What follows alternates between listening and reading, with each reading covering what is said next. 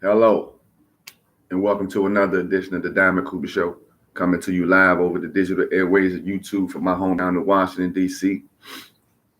Thank you for tuning in tonight. Thank you to those who have liked and subscribed so far. And if you're just joining, hit that like, hit that subscribe button, and support your brother, and I'm going to keep the content coming. Always, we start with the first segment, and it's basically a part two from the same segment. Last show, for real. Jerry Jones decides to retain Mike McCarthy's services as head coach for the Dallas Cowboys next year. I don't get it. I don't get it. Yeah, 3 years in a row, 12-5, regular season record. But 1-3 in the playoffs with 2 losses at home. Not a good look. And see, is the ironic thing about McCarthy's career, that I caught on to is that he's won a lot of games, but it's just crazy. He won 61% of his games. He's been coaching for 17 years. He had 2 years with Brett Favre, 11 years with Aaron Rodgers, 4 years with Dak Prescott. He only has 1 ring to show for it. Interesting. His record is similar. If you put it on the chart beside Sean Payton, John Harbaugh, and Mike Tomlin, all of the resumes are the same. All of them have won Super Bowl wins. But what they have done that the Cowboys haven't done with Mike McCarthy is actually reach conference championship game, the NFC championship game. Like at least sniff, knock on the door of the Super Bowl. That hasn't happened. Then I also remember that the same narrative was being said about Andy Reid when he left Philadelphia and went to Kansas City. However, Andy Reid got Patrick Mahomes and eventually won, and now has won a couple. But when he was in Philadelphia, he went to 4 straight NFC championship games and a Super Bowl. Matter of fact, I believe it might have been 5 straight NFC championship games, at least 4, and 1 Super Bowl in Philadelphia. So there was still certain levels of success attained, even without the Super Bowl ring. But when I look at this situation, you keeping Mike McCarthy in place. So it's basically going to be the same structure, the same mismanagement of time in games, timeouts. We still was near the top in penalties. Again, we started the game off the first 2 drives with penalties. The team just wasn't prepared Sunday. And if I'm not mistaken, the coach's job is to prepare the team. And they were out coached. So him standing during his press conference earlier, talking about, moving forward, and they talked about everything, all of the things that went wrong and what could have went wrong. I understand, yeah, you should be talking about that. But the end result is what went wrong is coaching. Jerry's 82, man. His mortality is catching up with him. Only owner, they got a radio show every week and talk. Only one to come out and talk about receivers need to run better out. So this person, like always interfering. So just like the coaches are just like people that's in place. And if they give a glimmer of hope, Jerry will give them a longer leash. Remember Jason Garrett? Back to back, 8 seasons, losing the last game of the season to lose the division all 3 years, and then he kept them. It's looking like a repeat of that. And then when it comes to the quarterback situation,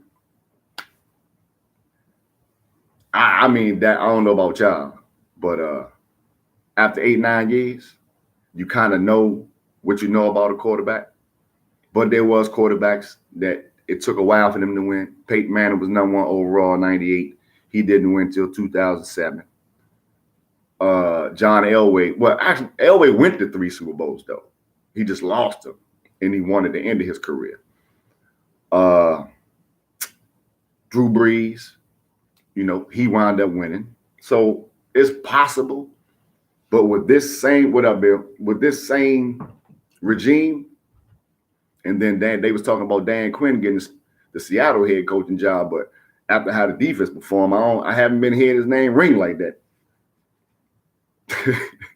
When you had them bad performances when you're assistant coach, you don't get those, you don't get lauded like you do when you win. Like when Philly made the Super Bowl and they lost the offensive and defensive coordinators. I'm not getting my hopes up. We'll see what happens. But I thought it needed to be a change.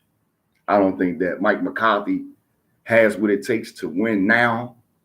He went back to that archaic offensive look. He wasn't motioning like he had been over the past month and stuff. So, I mean, it was coaching if you ask me. Some people might not ask me. But if you do, it was coaching for sure. And I think it should have been a change. But it wasn't. So I won't be too excited unless I see the result. And people that know me already know that's how I am. Speaking of Mike Tomlin, he returning next year as well as head coach of Pittsburgh Steelers. He spoke today and talked about, he recognizes changes in some attitude, talking about certain players and how they acted out. Getting a fresh mind, the offensive coordinator in there. And he also named Kenny Pickett, the young quarterback out of the University of Pittsburgh, as the number 1 QB going into next year. I love Mike Tomlin. I'm glad that they went on, the Rooney family went on and got that handled and situated quickly so that it couldn't, be a narrative lingering or created with people having questions about his job. And man, bump all that. 17 straight years, no losing seasons, and he just took a team to the playoffs with no quarterback play. Man, get out of here with that, man. So kudos to the Rooney family, man, for staying loyal. They've only had 3 coaches since 1970. You might well stand there. Yeah, he probably is going to stay. I mean, he's supposed to have some interviews, but, I don't know with who or if that's going to happen. But before we laid that egg Sunday, they was talking about Philly and Dan Quinn being a good fit. So we'll see how that go. But Mike Tomlin, I'm glad that they kept him because Pittsburgh always going to be a problem. But then you got to think they fought with Buffalo without their best player, TJ Watt. Couple of turnovers from the quarterback, hurt him, got him in a hole early. Pittsburgh always going to fight. They're going to be in there. But I'm glad that the Rooney family and the Pittsburgh Steelers organization got that out of the way so nobody could keep on speculating about what was going on with him. Looks like the GOAT in a lot of people's eyes, Bill Belichick, might wind up going to Atlanta because he's having a second interview. So, second interview is some interest there. He definitely has the cachet that Arthur Blank will respect and allow him to also, handle GM duties and have a say-so in who he brings in because they talent laden all over the place. Both running backs, Bijan Robinson, Tyler Algier. You got Drake London. You got Cordero Patterson. You got Kyle Pitts at the tight end spot. They got young defense. Man, listen. If Bill Belichick get up in there, Arthur Blank gonna give him some free reign because Arthur Blank's starving. He wanted to win, and he lost to him in the Super Bowl when he was up on him 28-3. Dan Quinn was the head coach of Atlanta that year too. They supposed to ran the ball, they didn't. Up 28-3, lost. Yep. Heck of a coincidence, huh? But I like Belichick down there, and it's rumors, don't know for sure, but it's reports that Atlanta's trying to trade for Justin Fields. You put Justin Fields in that offense, let Belichick grab a couple of defensive pieces to add to what Atlanta has down there. That Mercedes-Benz dome gonna be rocking. Belichick in Atlanta, I like it. I like it. Also, Mickey Loomis, who was the owner of the New Orleans Saints, he backed up his head coach to kill that speculation. Head coach Dennis Allen, because there was a lot of speculation after Jameis Winston went rogue on the last play and instead of taking a knee, they ran the ball to give Williams a touchdown. Yes, sir. Justin Fields with them. Yes, sir. Ill Bill, that thing will be lovely. I would love to see that. So Mickey Loomis, man, put it out there that, everybody wants to try to get the guy now and nobody wants to build with people. And then he cited Hall of Fame coaches, that didn't have the greatest starts to their career. You know what I'm saying? Tom Landry. He mentioned Tom Landry. He mentioned Bill Belichick because Bill Belichick was coaching in Cleveland And his first year in New England, they didn't win that many games. And also Sean Payton, who was with Mickey Loomis in New Orleans, and he had a couple of losing seasons before him and Drew Brees started winning. So coached them to a Super Bowl, actually, when they beat Peyton Manning. So it's like a good thing that a lot of these narratives that people try to create, and they're always ready to fire somebody in the media. Every time somebody team lose a certain way, sometimes it's justified when it happens consecutively, like I was referring to with Mike McCarthy. And then on the other hand, you allow them to build themselves up. Even Jimmy Johnson started losing season. He was 115, 7-9, then started winning back in the day before the dynasty was created. So what happens? And it's a good thing that the owner is standing behind the coach, letting it be done, and Jameis Winston might be done too. I agree. Shout out to Mickey Loomis. Back up your coaches, back up your players, man. We got to start having some unity, man, and stop putting all this negative shit out here so people can just start speculating and trying to get y'all fired. Because the media gets some of these coaches fired with some of these narratives, because some of these organizations, they listen to that outside noise. They listen to that outside noise. Build a culture in-house.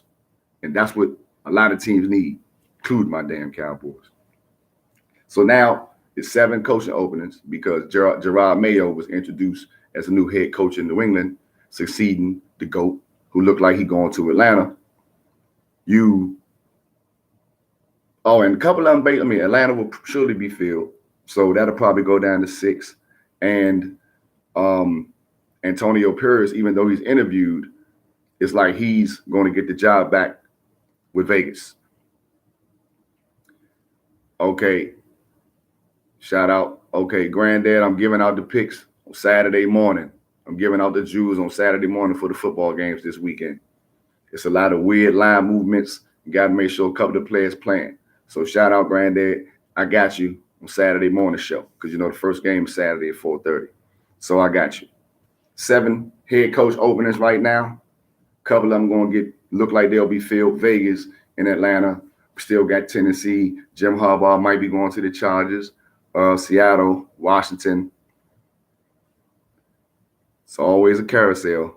And instead of trying to get Harbaugh, Belichick, we going to keep Mike McCarthy. So good luck to them.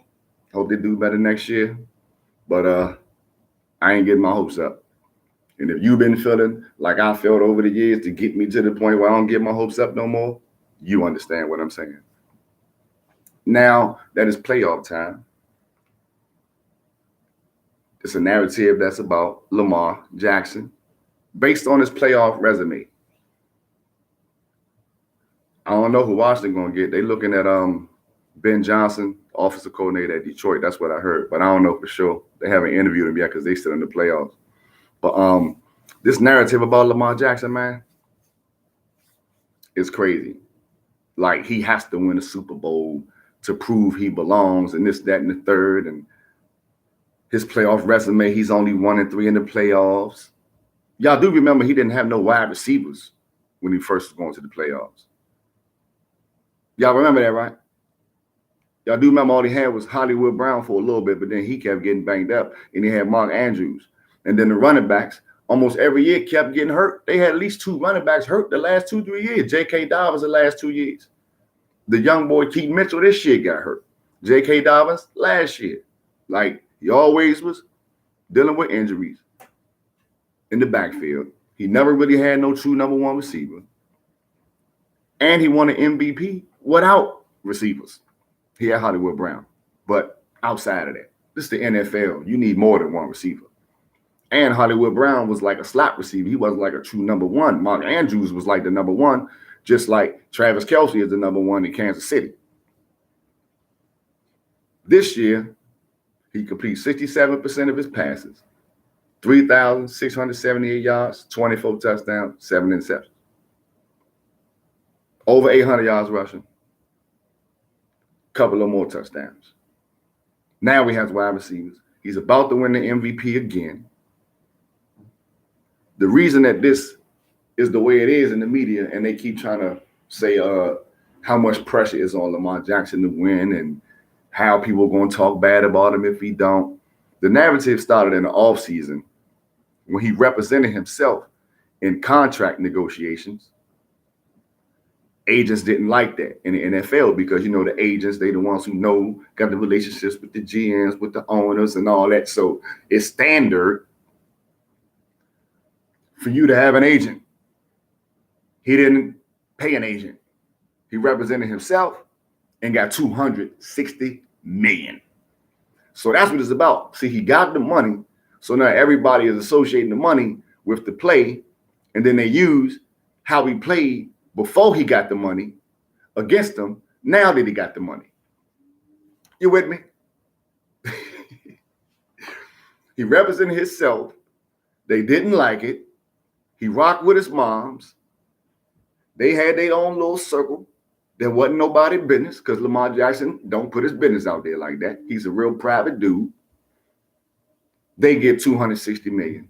NFL don't like it. NFL has television contracts and can create narratives and put stuff out there. They have insiders who give out information. That's how these dudes and these ladies give us the reports that they give us. That's where the journalists get their information. Those are their sources. They got mad. So now that he got the money, they judging him because of what he did before he got the money, because he got the money. But this is what they leave out. See, the key to create narratives is someone will give you a punchline and then they'll give you nuggets to support that. And then you look at it and then to you, it may appear to make sense because the information that they gave you supports that narrative. But facts get left out of this a lot. Context gets left out of this a lot because there are a whole lot of intangibles and logistics that go into the actual result of a football game. We know quarterback is the most important position. However, it's not always a result of the quarterback's play that causes the loss or the win.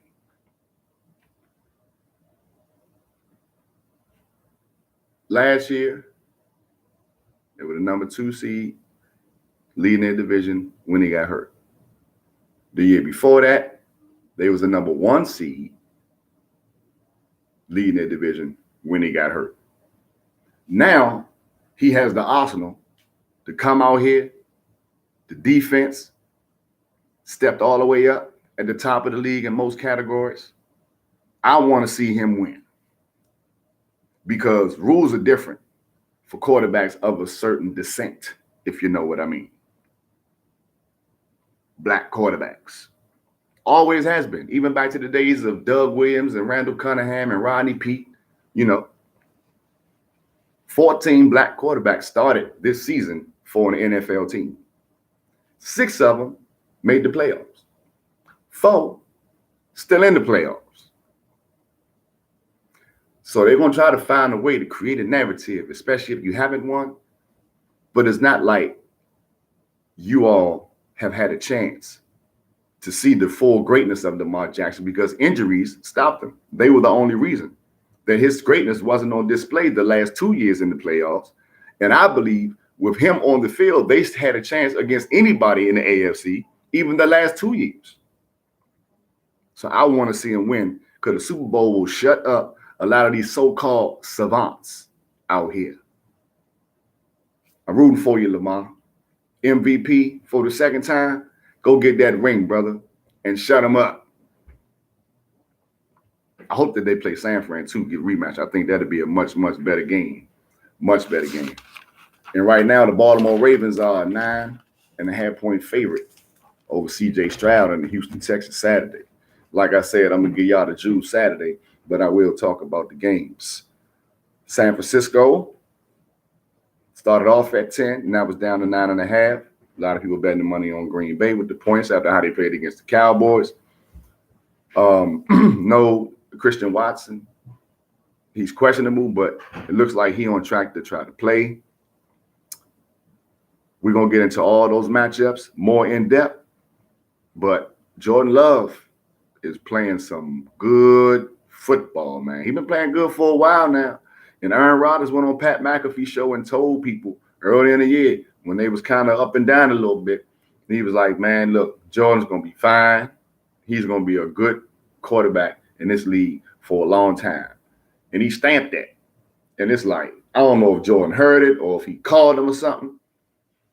But Shorty looked like Aaron Rodgers out there with some of his mechanics, the way he's throwing the fade away and then the off the 1 foot side arm and all that. He was learning from him. And I got to give him props because he sliced and diced our shit, but he's been slicing and dicing for a while because he had 18 touchdowns and 1 pick in the last month and a half before he came and played us. So much props to Jordan Love and them because they balling right now. I don't know if y'all did, but I hope y'all saw the Baker Mayfield and C.J. Gardner-Johnson. Baker Mayfield, quarterback of the Tampa Bay Bucks. C.J. Gardner-Johnson, formerly of the Eagles last year, but now he with the Detroit Lions. They on social media beefing because C.J. Gardner-Johnson basically said Tampa Bay had a good receiving core, but they just needed the quarterback to boost them up. So then Baker Mayfield basically say, well, I don't think he watching film, so, maybe he need to watch some more film. I love it, man. Playoff time, talk your shit. You know what I'm saying? I want Baker, the touchdown maker, to knock him off, though, because I'm a Baker fan. I used to mess with him at Oklahoma. He won me a lot of money when he was at Oklahoma. A lot of money. Oklahoma in the over was a lot for like 6 straight weeks, 2 pick. I will never forget that. That was the 1-2 pick that I had for the longest time. That's the record for me with 2 picks that hit every time I did it, 6 times in a row. Baker, the touchdown maker, I used to call him. Man, I want to see him go up there and knock them off, man. But they are 6.5 point underdog. So we're going to have to see how that goes. When you talk that trash, though, and this is what makes it interesting for the fans who watch. When you talk that trash, Sunday, you got to back it up. So I love it. It spices it up a little bit. It gets everybody interested. And hopefully both of them shine. But when Baker catch him in that zone and he's slipping, Baker going to try to test him. How you feeling? You okay? Take your time, all right? Take your time now. I'm not feeling good. Gotta rock with Baker. I gotta rock with Baker. Coach Prime, Deion Sanders, man. When there was speculation that Jerry might fire Mike McCarthy, people was putting out there that they thought Deion would be a good fit because he could bring a culture. Coach Prime don't want no parts of the NFL, man. And he said something that made a lot of sense to me because he was in the locker rooms. So he like, man, you in the locker room with some dudes, not all of them, because you got 53. But there's always a portion of dudes that sometimes get their money and don't have the same love and passion for the game, which turns into losing teams and a losing culture because everybody's not, on one accord. And he was like, they supposed to be professionals. So if I can't go up and coach them because if you're getting paid, you need to be doing your job. And if you don't do your job, I can't deal with that shit, man. He like, man, I'm not going up there dealing with them dudes, man, that don't got no love for the game. You get paid and then you don't want to play no more. You don't want to tackle no more. You know what I'm saying? Like, come on, that you forget how to catch or you forget how to run a route or hit a hole. Nah, I feel him because he's saying he basically like coaching the kids. He can teach them, you know what I'm saying, mold them into players. He has the experience. He's the greatest at his position. A lot of people consider him to be the greatest athlete, only person to play in the Super Bowl, the World Series, and go in the Hall of Fame. He's molding young men, and he got a hand in building them into being better people off the field because everybody knows all of the people that play football don't make it to the NFL. And if you want to get to the next level, if you put in what you're supposed to put in, you can get to the next level. So he basically like, I want to help these guys get to the next level or get to what the next level of life has for them. I don't want to coach people that once they get to the level, they don't love it no more. They don't want it no more. You got to respect that because you got to have hunger and you got to have drive and some type of motivation. Like what's the use of playing it? I mean, I get it. It might be just for the money, but you did all that working to get there. Now you got a chance to put your name in stone. Don't y'all know Hall of Famers get paid, man? When they go to Hall of Fame, don't y'all know they got a check coming until it's over with? Just saying, if you get there, I feel them. you might want to do what you got to do while you're there, make a name for yourself, get a second, third contract, and set your family for generations. Do I think his son's going to the NFL because of his name? Oh, no, it's the talent, bro. You ain't watching play? Man, Shador had 30 touchdowns, only 3 interceptions, and they couldn't even block for him. And this is third year playing with a third different coordinator. You feel what I'm saying? And his son Shiloh, the safety, he got hurt towards the end of the year. He was leading them in tackles. Shorty be hitting, and he can cover. So, they ain't. He do wear Deion number though. And then you go to the NFL and you wear the 21, and you his son, them gonna be big shoes to fill. But if Shador would have came out this year, he'd have been top 5, bro. Easy. Especially all these teams need quarterbacks, and teams gonna be trying to move up and get a quarterback. Easy top 5. You know what I'm saying? Like Atlanta might have tried to get him. Remember, that's who drafted Deion. You feel what I'm saying? So, they just planned on staying another year, getting them some line, because now he got the number 1 transfer portal again. All offensive lineman, defensive lineman, linebacker, tight end. Like he beefing at both sides of that line up, man, because he got the skill position set. He got secondary, he got corners, he got wide receivers, running backs. He got another running back just came into a bigger running back too. So I think they're gonna be a problem. They're going to the Big 12. They're going to the Big 12 this year, so the schedule not gonna be as tough because the Pac-12 had an onslaught quarterbacks, man. Caleb Williams, Bo Nix, Michael Penix Jr. You know what I'm saying? Shador, DJ Uiagalelei at Oregon State. You know what I'm saying? Like Cam Ward at Washington State. So, it was a lot of tough quarterbacks. You know what I'm saying? He had to face. You know what I'm saying? So now he's going to the Big 12. The college football playoff goes to 12 teams next season. So, if you could find a way to make it into the Big 12 championship, you know what I'm saying? The Big 12 championship game, the playoff is going to be the top 6 conference winners and then the top 6 ranked after that. So if he can get into that top 12, get to the championship game or something, get into that top 12, they probably can make the college football playoff next year. For real. Darvin Ham made a great change for my Lakers. And I can see it. He switched the start lineup finally because Cam Reddish and Vando, they defensive players. They wasn't giving us no points, and we was winding up in 10 and 13-point holes every first quarter since the in-season tournament. And we're 7-12 since the in-season tournament now. We beat the Mavericks with Kyrie and Luka last night, 127-110. Starting 5 that he changed and went to D'Angelo Russell, Austin Reeves, Taurean Prince, with LeBron and AD. Now we're getting a little bit more punch on the offense earlier in the games, taking the offensive pressure off of LeBron and AD. And then the mix and match with the bench along the way, LeBron and AD can pick their spots, which they have been doing masterfully. AD had 28, 12, and 9 assists. Darvin Ham took him out with a few minutes left, man. I thought he was going to leave him in so we can get another assist. You get that triple-double, but he went on and took him out.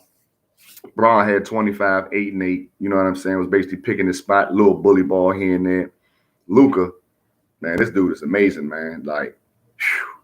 33, 13, and 10. He running up 30-point triple doubles like nothing.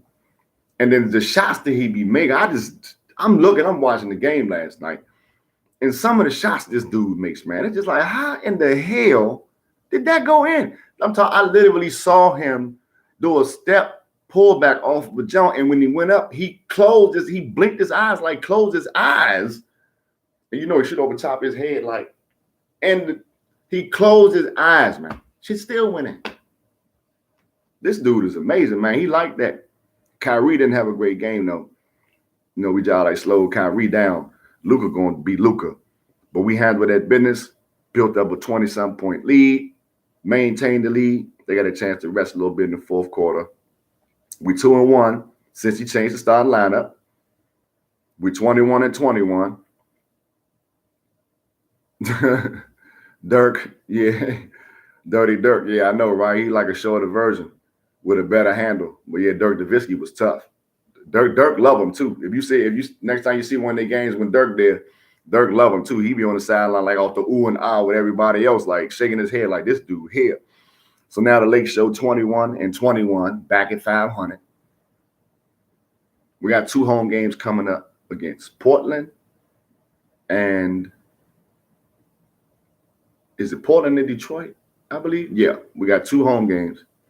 These are home games we need to go ahead and win, put together a little winning streak. I'm loving the change of the lineup. We only 3 games out of the 6th spot. 5.5 games out of the 4th spot. So just put together a little streak right here. We still got a lot of home games coming up over these next couple of weeks. Let's get these home wins. We got a couple impressive wins over the Clippers, over OKC, over Dallas. So we starting to knock off the better teams in the conference. This lot, if we do, because we still haven't got, see, this is the thing. The playoff run, I think, is contingent upon the health of Gabe Vincent. Because mind you, he hasn't really been able to play this year. And I think that's why they're keeping him out, to get him healthy. And I think he's probably going to really try to come back right before the All-Star break next month or after the All-Star break to get his legs in. Now, that will give us a punch off the bench because he can run the offense and he can shoot threes. He can run the pick and roll with AD. He can run the pick and roll with LeBron if he's on the floor with them. You know, and then now you can add, when you put Vando in there, put Christian Wood in there. You see what I'm saying? So a healthy Gabe Vincent coming off the bench, because if we do make a trade, you know, you got to be careful about what you give up. But you had Gabe Vincent, you had Roy Hachimura, you had Christian Woods, Vanderbilt, and Cam Reddish on the bench. Now you add some points because Christian Woods can score on the block and he can hit the 3. You got Rui, he can score on the block and he can hit the 3. And he got the mid-range. Then you got Gabe Vincent that can run the offense and hit the 3. So Gabe Vincent back healthy and shorten that rotation and just have Vincent, Vando, Rui, and Christian Wood coming in off the bench. We can make that run. And then that will help with the size. It will help with the size a lot when we play Denver in them again. Because we always start off either rocking with them and then letting them pull away, or we let them get a lead and then we come back, but we run out of gas and they get out on us. But I'm liking what we're doing. We got to keep it up. Let's go, Lake Show. Let's do this thing. Let's turn this thing around, go into the All-Star break with a little momentum. Climb up the ranks a little bit. Get up there to like 6 or 5 a little bit. And then try to make a push to get a home court game, get that 4 seed in the second half, baby. Cleveland beat the Bucks by 40 last night. I know, 135-95. Donovan Mitchell had 31. George Niang had 33. But Giannis didn't play. So it is still bad, though. Chris Middleton only had 2 points. Dame only had like 17. Really got no contribution from anybody. The starters barely played over 20 minutes. They just got smashed, so it's really nothing to write home about. Giannis ain't played, but that's still the ass whooping. 40, Lord. Cleveland a good team too.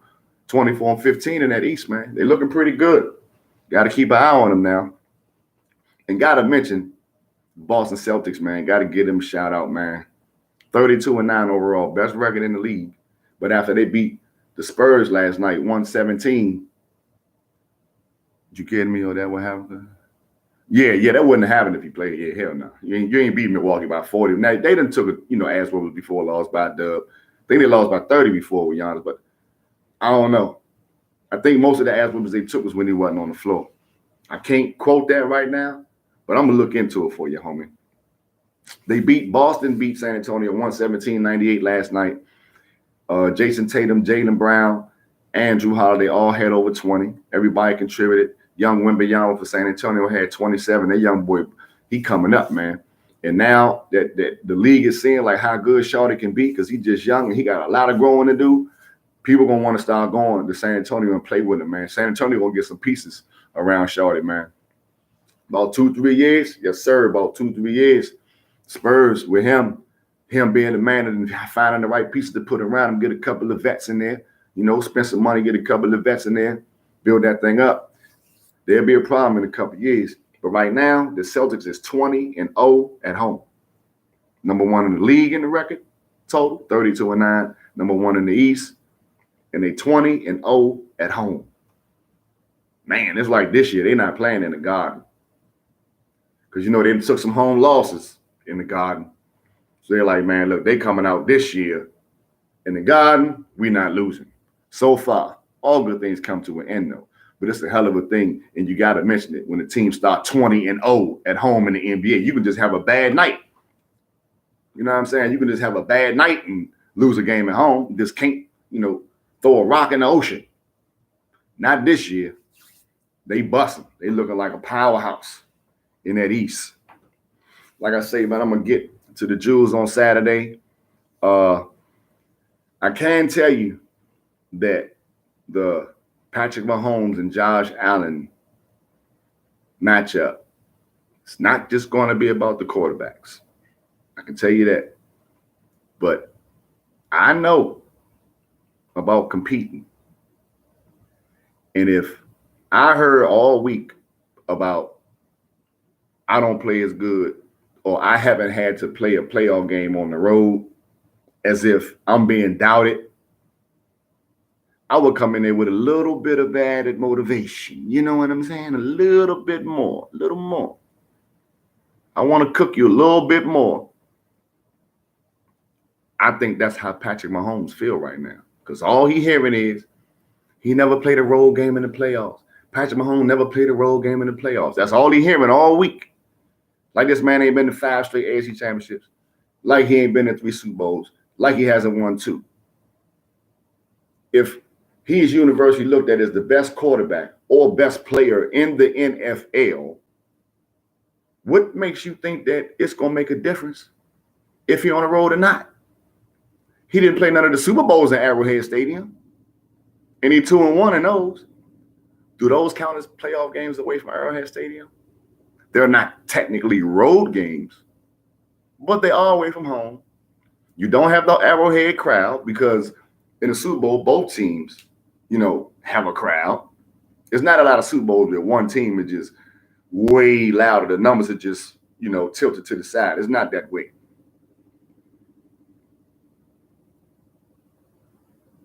Kansas City, man. I just got a feeling this narrative. I know Rough Buff been balling. Got to give them their props. They've been balling. Josh Allen is a beast.